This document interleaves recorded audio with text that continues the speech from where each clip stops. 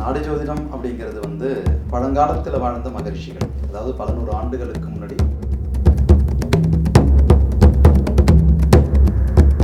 சித்தர்கள் வாழ்ந்தாங்க அப்படிங்கிறதுக்கு நாடி ஜோதிடமும் ஒரு மூலப்பொருளாக இருந்து கொண்டிருக்கு. இன்னைக்கு அவங்க வாழ்ந்துகிட்டு இருக்கிறாங்க. அப்போ ஒவ்வொரு கோயில்கள் எடுத்துக்கிட்டோம்னா ஒவ்வொரு ஜீவ சமாதிகள் இருக்கும். இப்போ சிதம்பரம் நடராஜர் கோயில்ங்கிறது தான் தெரியும் எல்லாருக்கும். ஆனால் நடராஜர் கோயிலுடைய சூட்சமம் இன்னொன்று பார்த்தீங்கன்னா, எங்களுடைய பெரியவங்களாம் என்ன பண்ணியிருக்காங்கன்னா, அந்த ஜோதிடம் ஜாதகத்தை கணிக்கின்ற பொழுது அவங்களுடைய ஆதி அந்தங்கள் எல்லாமே எழுதுவாங்க. இப்போ அப்படி யாரும் எழுதுறது கிடையாது. நாடிக்கு அப்பாற்பட்டு கணிதவியல் ஜோதிடம்னு சொல்லுவோம். ஆனால் அந்த ஜோதிடங்கள் கூட நாடி ஜோதிடத்தை நீங்கள் வந்து ஒப்பிடக்கூடாது.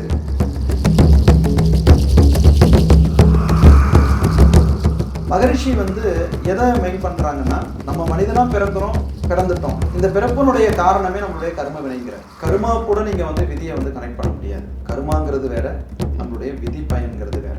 டிவைன் நாடி நேயர்களுக்கு வணக்கம். இன்னைக்கு நம்ம கூட நாடி ஜோதிடர் எம்பி கந்தவேல் சார் தான் இணைஞ்சிருக்கிறாரு. அவர்கிட்ட நாடி ஜோதிடம் பற்றி பேசுறதுக்கு நம்மளுக்கு நிறைய முக்கியமான விஷயங்கள் இருக்கு. வாங்க தொடர்ந்து பேசலாம். வணக்கம் சார். வணக்கங்கம்மா, எப்படி இருக்கிறீங்க? ரொம்ப நல்லா இருக்கேன் சார். நீங்கள் எப்படி இருக்கீங்க? நல்லா இருக்குமா சார். நம்ம வந்துட்டு நாடி ஜோதிடம் பற்றி நிறையா விஷயங்கள் வந்து நீங்கள் பேசியிருக்கீங்க, நாங்களும் பார்த்துருக்கோம். பட் இது நம்ம சேனல் அப்படின்னும்பொழுது நம்ம ரொம்ப பேசிக்லேருந்து ஸ்டார்ட் பண்ணலாம் அப்படின்னு சொல்லிட்டு சார், ஃபஸ்ட்டு நாடி ஜோதிடம் அப்படின்னா என்ன சார்? நாடி ஜோதிடம் அப்படிங்கிறது வந்து பழங்காலத்தில் வாழ்ந்த மகரிஷிகள், அதாவது பல நூறு ஆண்டுகளுக்கு முன்னாடி வாழ்ந்த சித்தர்கள். இப்போ சித்தர்கள் அப்படிங்கிறது 18 பேர்கள்னு சொல்லுவோம். ரிஷிகள் அப்படிங்கிறது ஒரு 7 பேர் சொல்லுவோம். இந்த ரிஷிகளும் சித்தர்களும் தெய்வங்களுக்கு அடுத்தபடியாக ரிஷிகள், ரிஷிகளுக்கு அடுத்தபடியாக சித்தர்கள், சித்தர்களுக்கு அடுத்தபடியாக மகான்கள் அப்படின்னு சொல்லுவோம். ஸோ இவங்கெல்லாம் வந்து இறைவனுக்கு நிகராக இருக்கக்கூடியவங்க, இறைவனாகவே இருக்கிறாங்க. இறைவனுடைய மறு ரூபமாக நம்மளுக்கு வந்து வாழ்ந்து கொண்டு நம்மளை போல மனிதர்களை வந்து எந்த அளவுக்கு இவங்க வாழ்க்கையை வந்து நம்ம சரி செய்யறதுக்கு ஒரு மூல காரணமாக இருந்து செயல்படலாம் அப்படி இருந்து நம்மளுக்காக செயல்பட்டு கொண்டிருக்கிறாங்க. அப்போ சித்தர்கள் என்ன பண்ணுறாங்க, சித்தர்களும் மகரிஷிகளும் என்ன பண்ணுறாங்கன்னா, அவங்களுடைய ஞான திருஷ்டி, அதாவது பிரம்மா அப்படிங்கிறது வந்து படைக்கக்கூடிய கடவுள். பிரம்ம ரிஷி அப்படின்னு சொல்லக்கூடிய இடத்துல பார்த்தோம்னா உங்களுக்கு வந்து சுகர் பிரம்ம ரிஷின்னு சொல்லுவோம். ஸோ அவங்கெல்லாம் வந்து பார்த்தீங்கன்னா அந்த வழியில் வராங்க. ஸோ அவங்க வந்து பிரம்மா கிட்ட முழுமையாக ஞானத்தை பெற்றவங்க, அந்த பிரம்ம ஞானம்னு சொல்லுவோம். அந்த பிரம்ம ஞானத்தை பெற்று அடுத்த பிறக்க இருக்கக்கூடிய ஒரு மனுஷாள்கள் இப்படிதான் இந்த பிரபஞ்சத்துல வாழ போறாங்க அப்படிங்கிற அந்த ஞானங்கள் அவங்களுக்கு முழுமையாக கிடைக்கப்பட்டு அவங்களால நம்மளுக்காக கொடுக்கப்பட்டது தாங்க அந்த நாடி ஜோதிடம். கண்டிப்பாக சார். இப்போது அகத்தியர், போகர் மாதிரியான சித்தர்கள்லாம் வாழ்ந்திருக்காங்க அப்படின்னு சொல்லி நம்ம கேள்விப்பட்டிருக்கோம் இல்லைங்களா? இப்போ அது உண்மைதானா? உண்மையாக அவங்க வாழ்ந்ததுக்கான எதனா ஒரு எக்ஸாம்பிள்ஸ் மாதிரி எதனா இருக்குங்களா சார்? அப்படி இருந்துச்சு அப்படின்னா அதை பற்றி எங்களுக்காக அவங்களுக்கு ஒரு உதாரணம் தாங்க. சித்தர்கள் வாழ்ந்தாங்க அப்படிங்கிறதுக்கு நாடி ஜோதிடமும் ஒரு மூலப்பொருளாக இருந்து கொண்டிருக்கு. இன்னைக்கு அவங்க வாழ்ந்துகிட்டு இருக்கிறாங்க. வாழ்ந்தாங்கிறத தாண்டி இன்னைக்கு அவங்க வந்து வாழ்ந்து கொண்டு இருக்கிறாங்க. அது நம்மளை போல ஒரு சாதாரண மனிதர்களுக்கு தெரியாது. அவங்கள ஆத்மார்த்தமாக குருவாக ஏற்று அவங்கள வணங்கி கொண்டு இருக்கிறாங்க இல்லையா, அவங்களாம் அதை வந்து முழுமையாக உணர முடியும். இப்போ நாங்களாம் வந்து எங்களுக்கு வந்து எது செஞ்சாலும் என்ன சொல்லுவோம், ஓம் அகத்தீஷாய, ஓம் சுகபிரம்ம ரிஷி, அதேமாரி வந்து பிருகு ரிஷி அப்படிங்கிற நாமங்களை நாங்கள் டெய்லி நாங்கள் வந்து உச்சாடனம், அவங்கள வந்து நாங்கள் அந்த பேரை வந்து சொல்லி எந்த ஒரு காரியத்தை நாங்கள் செய்வோம். அப்போ அவங்களுடைய அனுகிரகங்கள் எங்களுக்கு கிடைக்க பெற்று எங்களை போன்றவர்கள் மூலமாக உங்களை மாரி வரக்கூடியவங்களுடைய வாழ்க்கையை சொல்லுகின்ற பொழுது அது உங்களுக்கு சரியான முறையில் போய்கொண்டிருக்கு.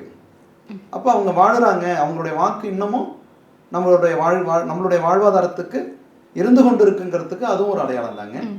அதேமாரி வந்து பார்த்தீங்கன்னா நிறைய கோவில்கள்லாம் இருக்குது. அப்போ ஒவ்வொரு கோயில்கள் எடுத்துக்கிட்டோம்னா ஒவ்வொரு ஜீவ சமாதிகள் இருக்கும். இப்போ சிதம்பரம் நடராஜர் கோயிலுங்கிறது தான் தெரியும் எல்லாருக்கும். நடராஜர் கோயில்னாலே சிதம்பரம்னு சொல்லுவோம். ஆனால் நடராஜர் கோயிலுடைய சூட்சமம் இன்னொன்று பார்த்தீங்கன்னா, அங்கே வந்து பதஞ்சலி மகரிஷி அங்கே வந்து ஜீவசமாதியான இடம் அப்படின்னு சொல்லுவோம். அதே போல் திருவாரூர்னு சொல்கிறோம்.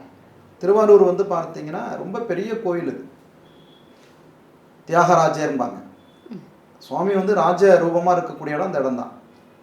அந்த இடத்துல வந்து பார்த்தீங்கன்னா கமல முனி ஜீவசமாதியான ஒரு இடம்.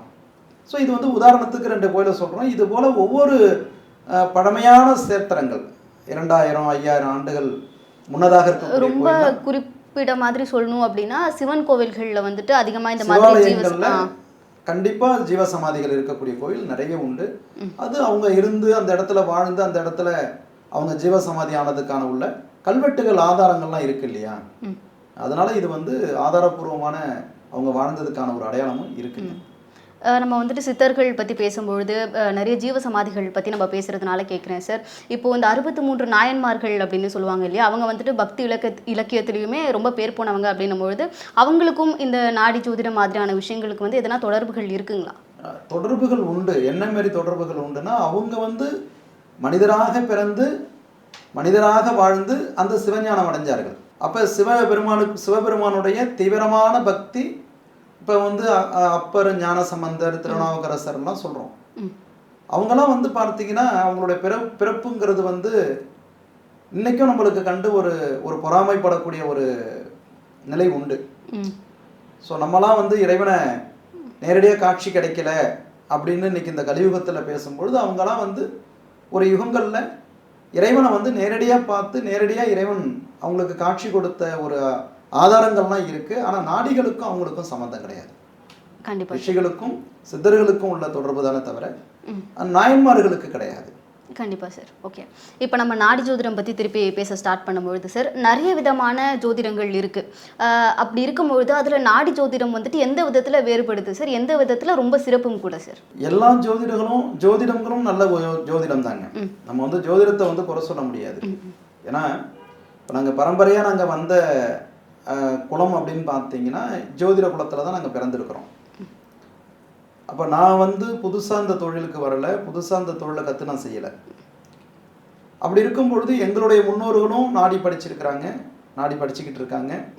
அதே போல் நாடிக்கு அப்பாற்பட்டு ஜோதிட கணிதவியல் ஜோதிடம்னு சொல்லுவோம்.